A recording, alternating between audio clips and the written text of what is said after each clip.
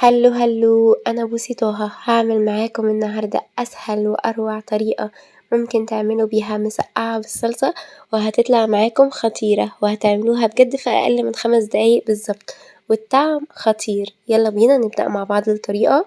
معايا بتنجان أسمر، الحجم بتاعه بيكون متوسط بالشكل اللي انتوا شايفينه ده. ببدأ ان انا اقطعه حلقات كده متناسقة. السمك بتاعها ولا بيكون رفيع قوي ولا تخين قوي، بالسمك اللي انتوا شايفينه ده علشان خاطر يستوي معاكم كويس. بقطع كل الكمية اللي معايا ومش بشيل الطبقة الخارجية بتاع البتنجان، بالعكس بسيبها، بيكون ليها فوايد كتيرة جدا. لو انتوا حابين ان انتوا تشيلوها ممكن تشيلوها براحتكم، دي اختياري. وبفضل كمان ان انا اقطع البتنجان بتاعي كده يكون حلقات كبيرة بالشكل اللي انتوا شايفينه ده.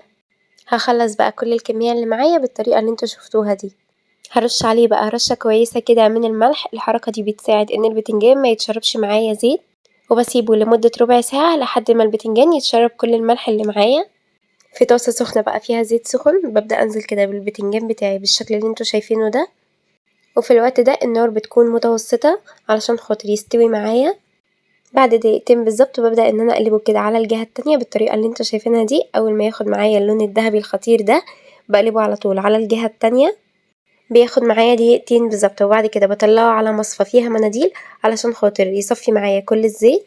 معايا بقى شوية حلوين كده من الطماطم، بقطعهم كده بالشكل اللي انتوا شايفينه ده. هقطعهم مكعبات صغيرة، بجد الحركة دي بتديني تست حلوة قوي.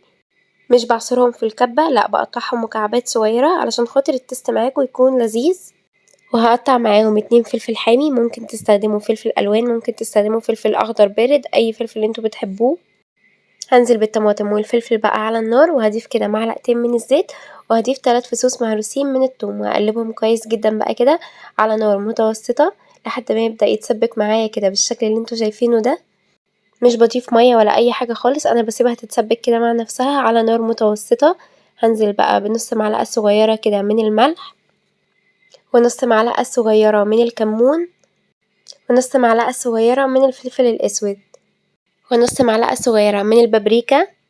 وبشوحهم بقى كده كويس جدا كده مع بعض مع التوابل لحد ما ريحتهم تطلع كده، واحس ان هما خلاص اتسبكوا معايا بالشكل اللي انتوا شايفينه ده.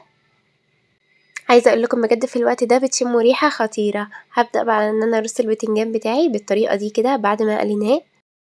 ضيفوا كل الكميه بقى بالشكل ده كده، وفي الوقت ده بتكون النار هاديه علشان خاطر البتنجان بيكون مستوي، والصوص كمان بيكون مستوي علشان خاطر ما يتهريش منكم.